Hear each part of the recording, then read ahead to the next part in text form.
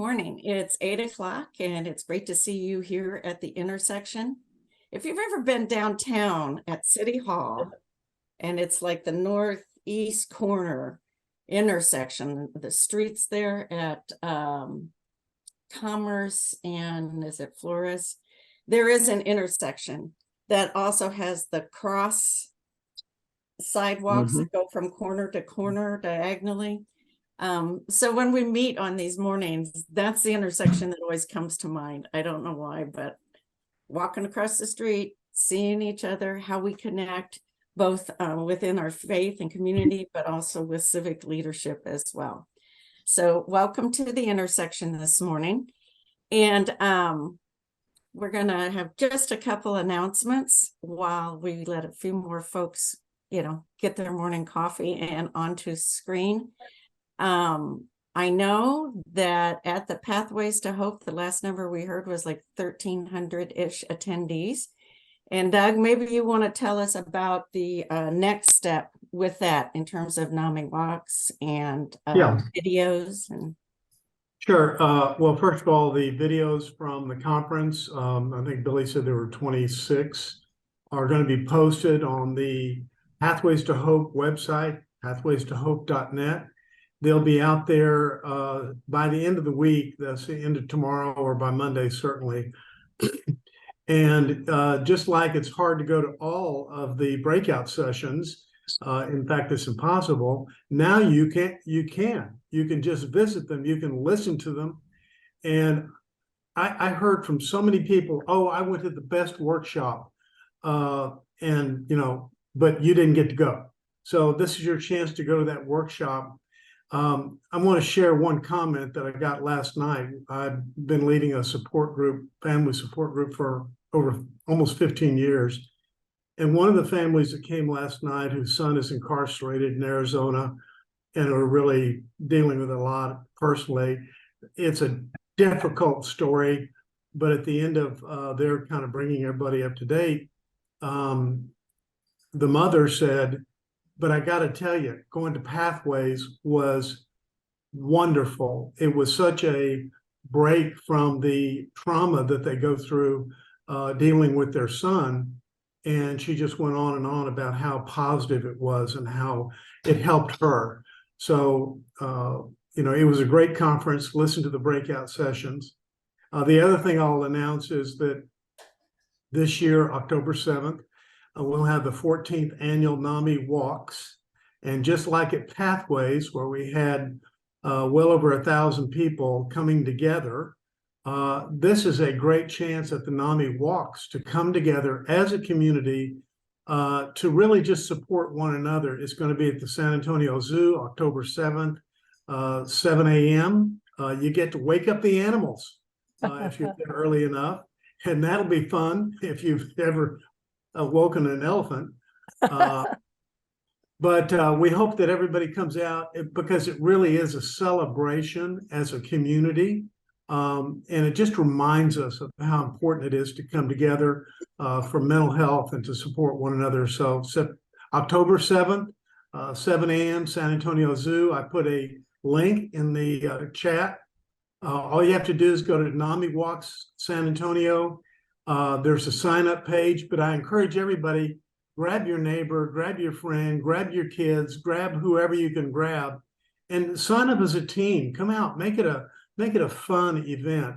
But everybody that belongs to any kind of organization, or if you have 3 friends, sign up for a team and you'll enjoy it. Thanks, Doug. I think we have time for one more announcement. Other announcements? I put in the chat, join us to discuss Compassionate USA. Great. And you put that information when that all is. Yes. Thanks. And I also know that Incarnate Word is bringing in a Nobel Peace Laureate. Right. Antonio, can you tell us when that is? October 4th. I'll put that in the chat box. Okay. But if people would like to be in a discussion group discussing her book, that you can also join the discussion group. I'll put that in the chat. Great. And Arthur, also have a, Arthur, your hand's up. Yes. I would like to share that I'll put something in the chat that this Saturday, the San Antonio Eco Study Tours will begin a study at the home of Alan Montemayor, a member of this group, as well as the president of the Sierra Club.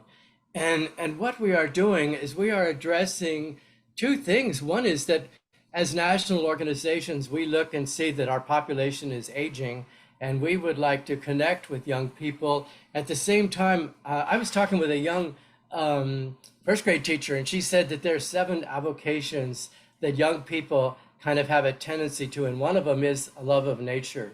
And we want to cultivate that. So, and we want you to join us too in this program. It's a study tour of 12 sites throughout the city, whether it's garbage or what is it? Anyway, the Arboretum, the San Antonio Botanical Center, the San Antonio Water System, the trash, and so on. We want to share these. We'll have on-site tours once a month, and we ask you to invite us. It is a study tour, so we all will study together. Thank you. Great. One last one. Let's make it tight, Peter. yes, will do. I want to invite everyone to the San Antonio Memorial 9/11 commemoration this Monday morning at 9 a.m. at New Life, on the campus of New Life Christian Center. We've got Mayor Nuremberg, Councilwoman Rocha Garcia, and Sheriff Salazar will be speaking, and we'll also be reinstituting our 9/11 educational initiative with a focus on resiliency. For years, we've been doing cybersecurity preparedness, emergency management preparedness, and we're going to continue to do that work, but resiliency is a key component to rebounding from tragedies, and we'll have a very special 3 memorial trees that are going to have a groundbreaking for Uvalde, the Uvalde victims, as well as the pandemic, those we lost in the pandemic, and the 53 immigrants. So it'll be a special tribute that we're going to pay to them as well. Thank you, Anne, for the time. You bet. Loved it when I hear about compassion trees being planted. So to move into our conversation this morning, Father Mike is not able to be with us in person. So we're going to be using the video, which is exactly what we would be hearing, but it's also a great example of what you can do with all the videos from Pathways to Hope. It's not a matter of you missing one of the workshops, but it's a matter of being able to utilize these videos and take them into groups, into staff meetings, into adult study forums. These videos are here, and we've got lots of great information, as you know, when we come together at the intersection. So what I want to invite you to do, because we've done this at the intersection, is that I'm putting into chat right now the 6 main points that we studied in Compassionate USA together: self-regulation and awareness, self-compassion, gratitude and interdependence, compassion with others, collective trauma and collective healing, and compassion in systems. So as we listen to Mike tell the story from Uvalde, Mike is the priest at the Episcopal Church there. I want to invite you to use your critical thinking skills, and when he's talking, to make note, and you can even do that on a scratch pad or something, whenever you hear something that's about one of these 6 forms of compassion at work. And so we can already do one. We know it's already about collective trauma and collective healing because it was a school shooting. So Billy, if you want to bring that up, we're going to watch that together. I might have to leave. Compassionate USA is being presented today at City Council, and I need to get down there. And I'm going to ask Paul Furukawa, look at that. I hope he didn't just fall off his chair.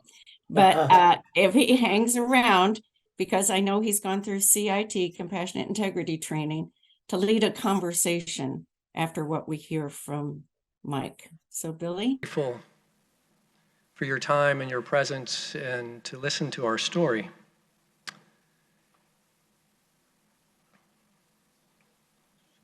My slide. There.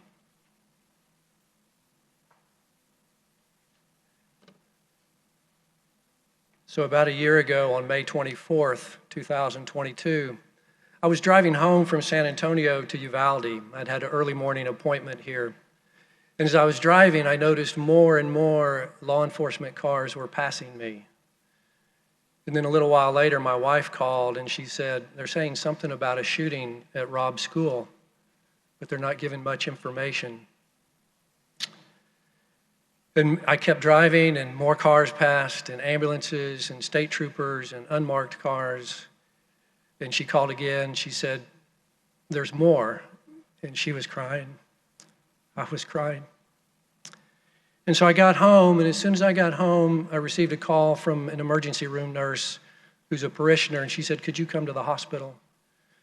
And then after that, I got a call from the director of social work at the hospital, and she said, would you come to the hospital? She's also a parishioner. And so this is Uvalde Memorial Hospital. I got there just about the time families and victims started arriving. And it was just chaos. And that's not a criticism. It's nobody's fault. It's just how it is. And there's a strange mix of silence and cries and prayers, questions that had no answers, tears.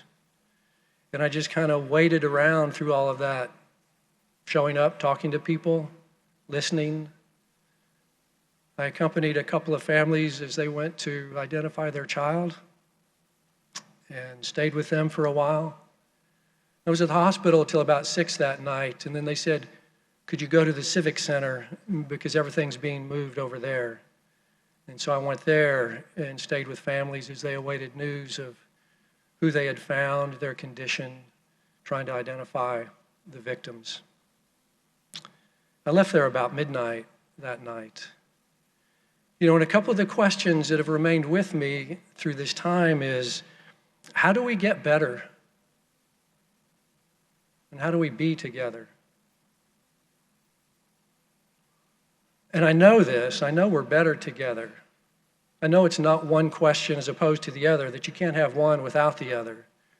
But I learned that in a new way. I experienced it in a deeper way. That we're always better together. And we know this. I think we know it instinctively. It's why we show up when there's been a loss or a tragedy, whether it's with a family or a community. We just show up and try to do things. And mostly what we can do is be there, be present. And from May 24th on, people across the state, the country, the world reached out to us. I mean, it almost became a full-time job for me and my secretary just to deal with the emails and the calls and the cards and the offers of help. Money was donated, gifts were sent. People showed up saying, what can we do? What do you need us to do? And people showed up for the community, and people showed up for me individually. I got an email from a priest named Peter. He said, welcome to the club you don't want to be a part of. I'm a priest that was at Sandy Hook. If you need anything, you want to talk, call me. I called pretty quick. We've met every month since then. Priest from Parkland did the same thing. People in this diocese, our diocese colleagues, would send a note and a card with a $100 check to my wife and I saying, you all go out and have dinner and a glass of wine. Do something for yourself. After the shooting in Highland Park, a rabbi, Bruce, called. He said, we had a shooting, you had a shooting. You want to talk about it? And we've met every month since then. That we're always better together, but being together is really difficult sometimes. It's some of the hardest work we do because it means we've got to be vulnerable and honest with what happened, with how we feel, with what we need as individuals, as a community. And it's just such hard work. One of the mothers of a child who died has continually said, I won't go to counseling. I don't want them to tell me that I'm broken. I don't want them to tell me what has happened. And I know how she feels. Our son died about 14 years ago. And sometimes you just want to crawl away and hide. But we're better together. And being together means we've got to share our grief and our anger and our division. Because that's kind of where Uvalde is these days. There's still so much grief, so much anger and division. And you would think these kind of things bring us together, and they often do until they don't. Right? We come together until we can't be together. And then we struggle with what to do, how to make space for ourselves, for others, to make space with people who have a different experience or a different perspective or a different need. Because there's not just one need in Uvalde. The town needs things. The families whose child died need things. The families whose children were injured need things. Teachers and staff need something. We're all in need, and it's not always the same thing that's needed. And it takes time. And that's the thing that strikes me, is this is going to take so long. This is going to be years or generations in the making. And one of the questions that comes up for me as we talk about being together is who gets included in that and who gets excluded? This is St. Philip's Episcopal Church right after the shooting. We lit candles for those who died. We rang the bell for each one, and we prayed for them by name. And when you think about the victims, mostly you hear the number 21. But 22 were killed that day. And I don't think we can be together if we leave someone out. So we lit 22 candles for the victims and the individual who did the shooting. We rang the bell 22 times for 22 days for each victim and the individual who did the shooting. When we prayed for them, we named 22 people. And some people really appreciated that and understood, and others couldn't make sense of it. And some were just angry about it. And that's all grief. We experience this in such different ways. 22 people were killed that day, but a whole town died. And so now we're figuring out how do we deal with that? What is taking the pieces and putting them back together look like? And how do we do that in a new way so that we don't just get through this and nothing changes? Because the tragedy revealed certain consequences that were unique and directly from the tragedy, but it also revealed issues and problems that were already present. Racism and bullying, gun violence, support for families, opportunities for children to have events and structure in town. And so my hope is that as we move through this, we don't just get through it and nothing changes, that something has to change. And so I think about this being together. My image for that is a spider web. That being together is both individual and communal. That the web holds individuals and creates connections. And that if you were to take any piece of that web and pull on it, the entire web would feel it, would be affected. That better together means bringing our resources, our needs, and connecting with one another.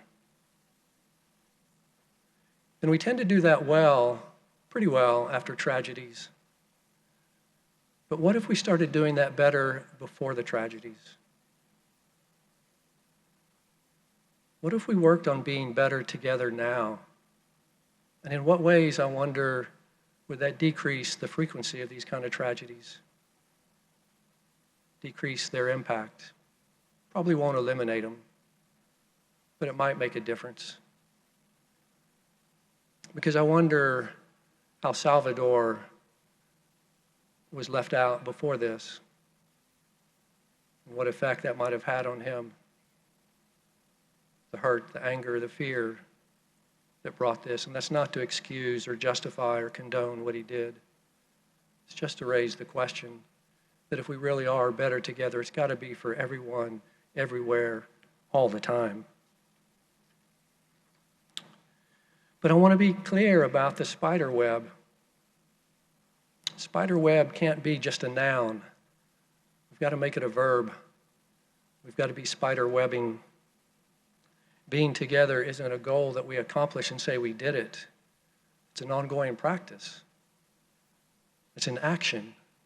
It's a process that we're spider webbing all the time, I hope. We're bettering, togethering all the time. And so one of the ways that has happened in Uvalde is with the Children's Bereavement Center of South Texas. Shortly after the shooting, I was talking with my therapist. She has some pretty good job security. And I said, we've got to do something. I don't know what to do. And she said, call the Children's Bereavement Center. She said, they're good. They have a credible history. They know what they're doing. And they'd already shown up in town. And then a few days after my talk with the therapist, a parishioner called me who's an attorney in town. He said, hey, Mike, I've got some people here from the Children's Bereavement Center. They're wondering if there's any space around that they can start setting up some counseling. And I said, yeah, I think we can do something. And so we began to partner with them. We spiderwebbed with the Children's Bereavement Center. And I want to tell you about that story, but before I do, I want to say this, that there's been so many people that have talked to us and come to us with help and questions and ideas. And there's a small group of social workers out of Austin they said, we're so impressed that the church would partner with mental health facility, with a bereavement center. And I said, well, how could we not? And they said, well, that doesn't happen often. And I said, but mental health is a part of being human, and being human matters to God. And mental health and mental healing are ways in which God shows up in our life. So for me, it was a pretty easy question to say yes. And so we began with a classroom. It was a classroom that was kind of empty. And they said, we need a place to meet with people and to do counseling. And so this is what that classroom looks like today. It's in the church building. What you see there is a mural. It's actually 5 panels. The parishioner has an art center in town, and she and 4 other artists painted the panels. It's Memorial Park in Uvalde. The bereavement center said, we want a park setting for the kids to come in and sit before as we work with them. And they got bean bags and soft chairs, and then they got a table for the adults. But I've seen some adults catching time on the bean bags. And so they've done their work out of there for a while. And then they said, well, you know what? We need more space. We're going to be here for a while. And this is the Children's Bereavement Center in Uvalde at its grand opening on June 29th of this year. I think it's a picture of what better together looks like. It's a building that the church owns. It's next door to the church itself. It's on our property. But it didn't always look like that. Y'all have a junk drawer in your house? Ours is in the kitchen. And every time I open it, I think, what a mess. Most of the stuff in there, I don't know why it's there. I don't use it. And sometimes you go to open it and you pull and it won't go because it's shifted, right? And you got to shake it and rattle it to get it loose and open it up. This was our 4,000 square foot junk drawer. We had owned that building for years. It had been an art room and a music room for the school. It had been a youth room for high schoolers. It had been an outreach place where we gave away clothes and jackets and shoes and household items. But mostly it had been a storage and junk room. A year ago, that building looked like many of us felt. It was run down and sad and tired, not much life to it. It was a building looking for life, for meaning and a purpose. And its future was a big question mark.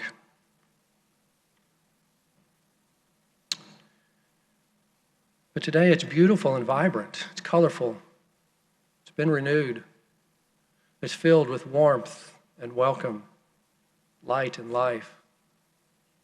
I see it as a sanctuary for healing and wholeness, and I think it stands as a symbol for transformation and hope, because the process of remodeling that building, making it into what it is today, is a metaphor for what's happening in Uvalde, for what can happen, for what our future is. It shows us again what being together looks like. So that's the other side of it. How did it happen? It really just happened through spider webbing and making connections. Talking to my therapist, talking to my parishioner, talking to the bereavement center. All we really did is offer what we had and accept what we needed. We welcomed the goodness in the hearts of others and opened the goodness in our hearts to them. We started saying yes. Yes to others, yes to ourselves, yes to Uvalde, yes to a future.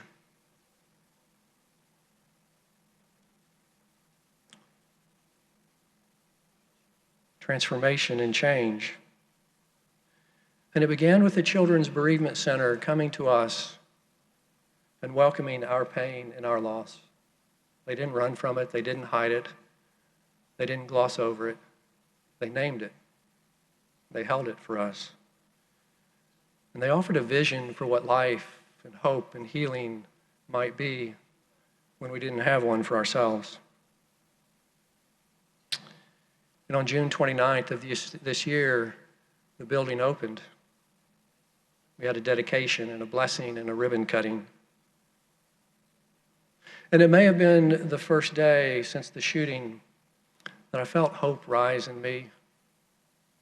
I know my tears that day were about hope and wholeness, possibilities. I hadn't had those kind of tears in a long time. And so there's our before and after.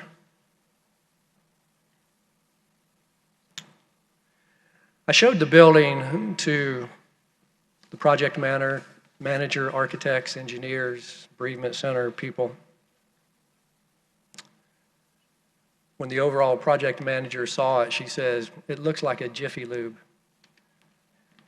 Well, it kind of was. It was an old mechanic's garage. You can see the big garage door on the side. There's another one on the back. Concrete floors that are uneven. Stone walls. Open beams in the ceiling. She told Marion, the director of the bereavement center, she said, "We can't do this by ourselves, but together we might be able to do something. Let me see what we can do." And that's when the spider webbing began. She said, "You know, this is going to be a $350,000, $400,000 project to remodel it. Right? The only thing that didn't change about that building was its location." And architects showed up, and engineers, contractors, artists, and they donated their time. They became a part of the web of healing. Suppliers donated materials. Organizations and volunteers went out and raised money. The city of Uvalde issued a proclamation of welcome and fast-tracked all the permit process. And then resurfaced the alley, the whole field alley, next to the building for parking. Shortly after the tragedy, a retired counselor, moved to Uvalde. She said, I couldn't not come.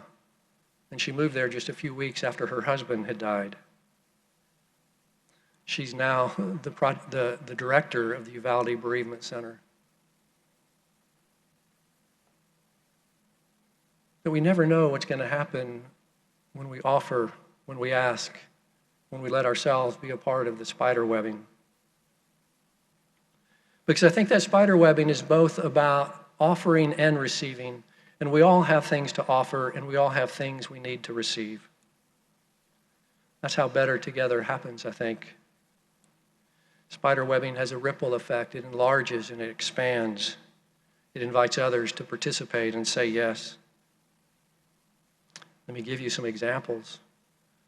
There's an organization here in town that when they heard the bereavement center was opening a Uvalde center, donated a car to the bereavement center.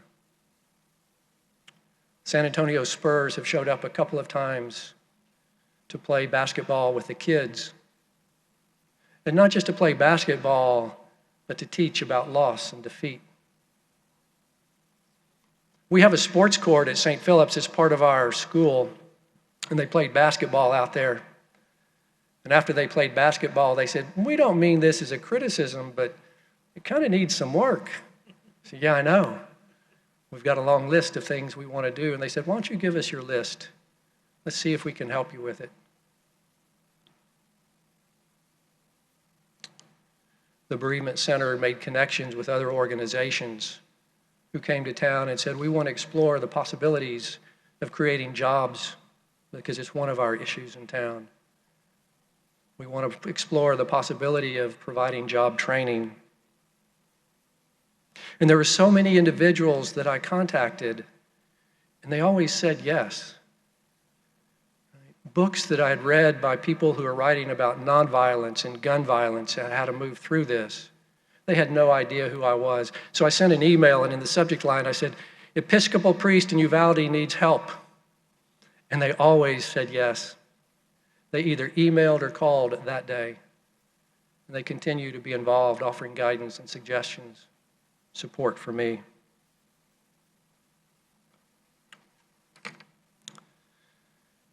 And it would be a mistake to think that all those projects, donations, gifts, are just something that was done. It's bigger than that.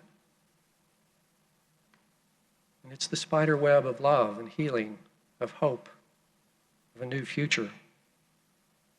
So on Thursday, June 29th of this year, 13 children who had been directly involved, directly affected by the shooting, stood next to the bereavement center. And they held a blue ribbon with butterflies in one hand and a pair of scissors in the other hand. A few weeks earlier, those children had been at a week-long grief camp the bereavement center put on. They held it at St. Philip's because their building wasn't done yet. Early Monday morning, I saw those kids come in, but the strange thing is, I didn't hear them. They didn't say a word. They were reserved and quiet and uncertain. They didn't look at me. They just walked down the hall, went where they were told to go. Monday afternoon, I didn't see them leave, but I heard them because I heard footsteps running down the hallway, and I heard a kid laughing and talking and screaming and playing. And I smiled, thinking to myself that life had gotten just a bit larger for them, for Uvalde, for me. So on June 29th of this year, on the count of 3, those 13 children cut the ribbon to open the building, to open the bereavement center in Uvalde. And I cried again, knowing that they hadn't just cut a ribbon to open a building, they had cut a ribbon to open our future. They had cut the ribbon to open their future, my future, Uvalde's future. They cut the ribbon to welcome that day when we will discover that life has somehow gotten larger than our hurts and our losses. And I don't know when or how that will come, but I believe it will. I have to believe it will. And that's the hope of spider webbing. It's the faithfulness of God in the midst of our spider webs.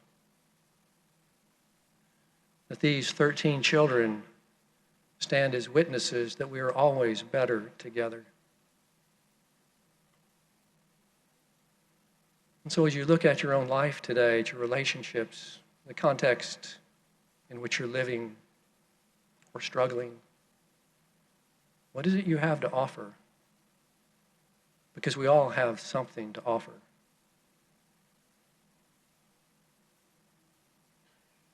And what is it that you need?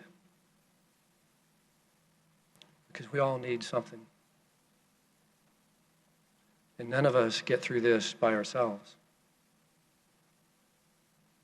So what might spider webbing look like in your life today? What are the connections you could make? How might you commit yourself to that day when life will become larger than your hurts and your losses? Thank you so very much for allowing me to be here. I'm grateful for this time and for you, for our life together, though we may not have met, and our participation in the great spider web of love and healing. Thank you. Hi, this is Paul Furukawa. Anne has asked me to kind of pick up the mic here. We're going to be asking Reverend Mike Marsh some comments about the marvelous presentation. There are several of you who are joining Anne at the City Council meeting. Enjoy and have other businesses to take care of. Many of you, I think, probably handle all of the information that comes out of our intersection in two ways. One is using the chat. I make a copy of all of the postings on the chat, and I give that copy to my wife after the meeting, and it gives me an opportunity for me to go over the meeting with her, as well as to hang on to a number of email addresses and messages that I could follow up on. In preparation for today's presentation with Reverend Mike Marsh, probably many of you did the same thing. You thought, what questions would I like to ask of him? And I went ahead and I put together one for me, and let me share that with you. We can use that to kind of get things started. And I will put it in the chat function. There we go. Let me see. There we go. For everyone. And I know that many of you have your own messages. And here's the one that I put together. I said, Reverend Marsh, I am scheduled to give a 90-minute talk to Texas social workers on gun safety on October 12th in Galveston. What message would you like me to convey about how we can support the Uvalde residents as outsiders? I think you'd agree that much of his presentation, he helped to answer that question. But let me begin by asking that, and then we'll open it up to questions that other folks have as well. There we go. I just put my question on the chat. Reverend Mike, are you there?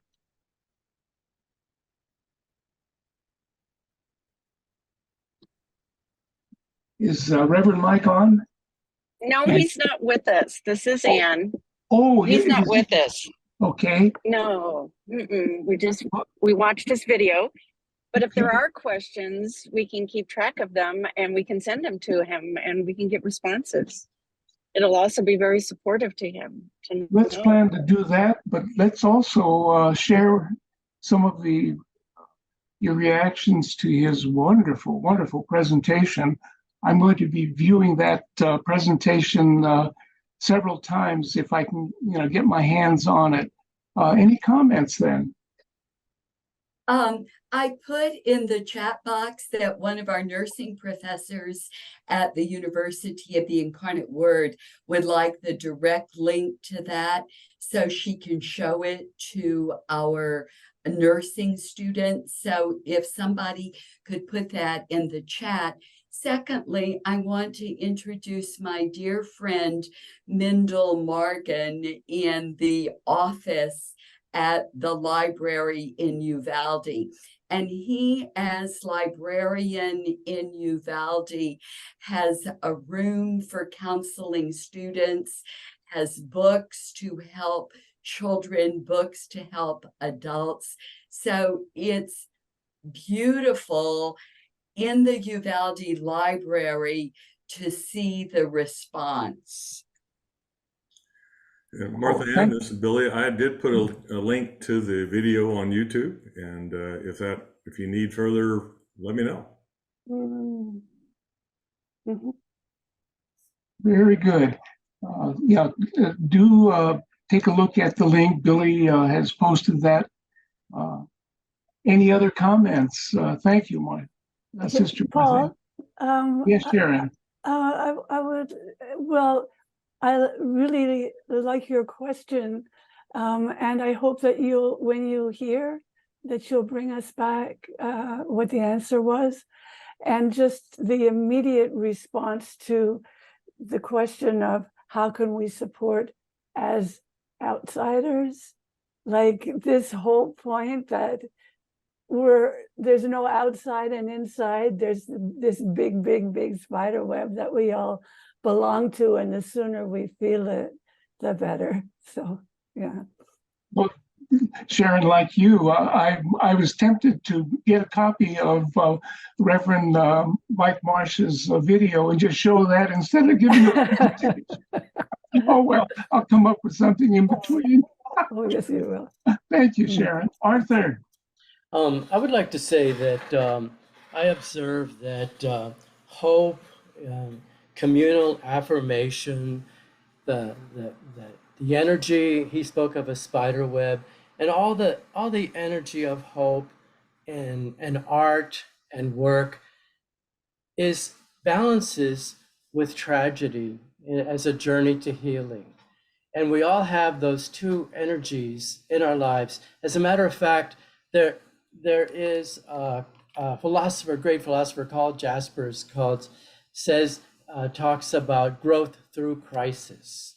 And we have all grown through crisis, and we don't look for it, but we have it. And if we don't have it, we're in trouble.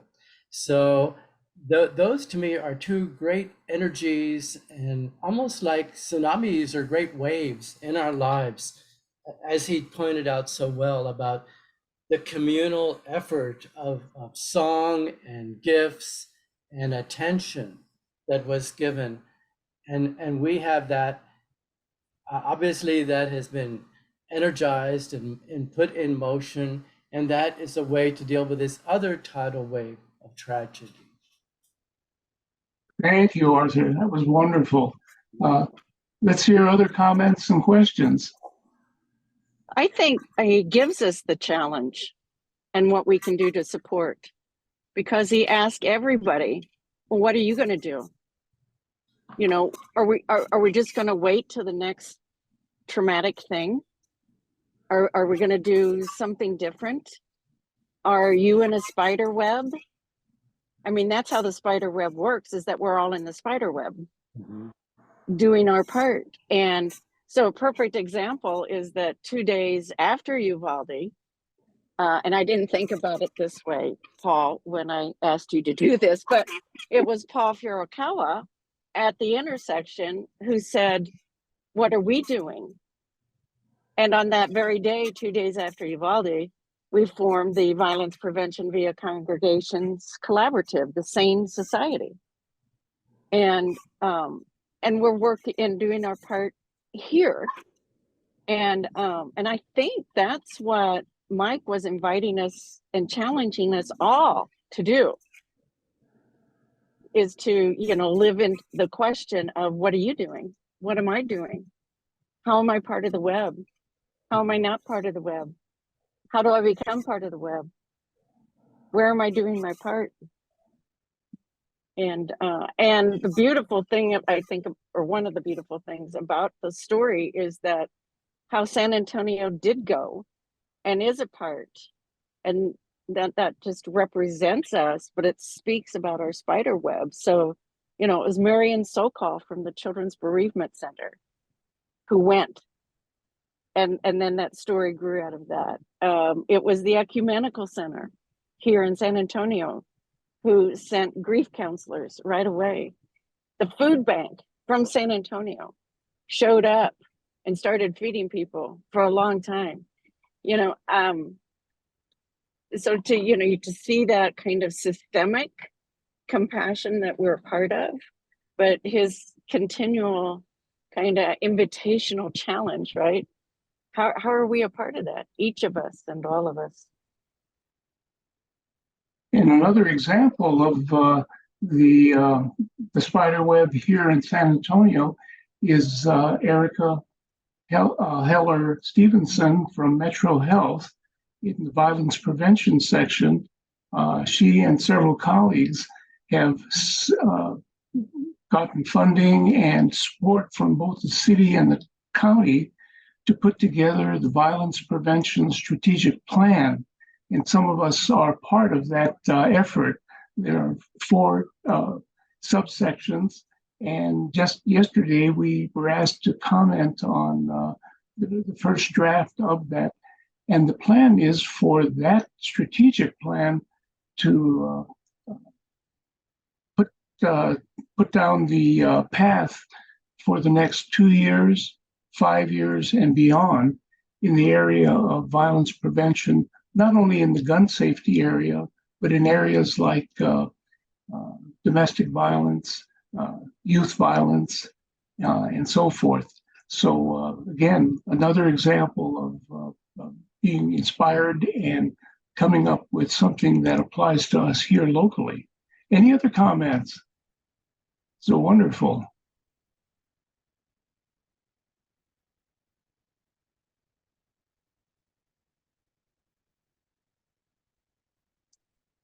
Okay. Rebecca asked a question. Said, Paul, will that be recorded? I guess she was referring to the presentation down in Galveston. I'm not sure. I do think that that'll be on Zoom, so very likely it can be recorded. I'll keep in touch with you on that. Any other comments? It's 8:48, so we're a little longer than we normally are. Arthur, you have a comment? I would like to reflect that I really think that our media is our consciousness. And in some ways, it creates our society. In some ways, it reflects society. It is built of words, and we have words of hope and words of acknowledgement of tragedy. I think we have tremendous power in that. And unfortunately, our media right now, it does not reflect hope, and many times it reflects chaos. And I think we all have a part in that. I don't know exactly what, but I know that we all have a part because it does reflect who we are and where we're going. Some powerful words have been said today about hope and about tragedy. And I think this is a very, very good presentation that we had today. And thank you so much for this. Good point, Arthur. And that has to do with the responsible use of the media that we have available to us. Sharam. Good morning, everyone. Actually, unfortunately, this is not the first tragedy we see and not the last one. And every few years we see something like that. We get sad for sometimes, and then unfortunately, most of the people, they forget it. And just to be like Memorial Day every year, they have some ceremony for that. but there is a proverb says prevention is better than cure. We should think about how to stop that violence, not to cure it or not to help after that. Yes, it's good to help the people to be together, to take care of the people that get hurt, but it's the better to not they get hurt.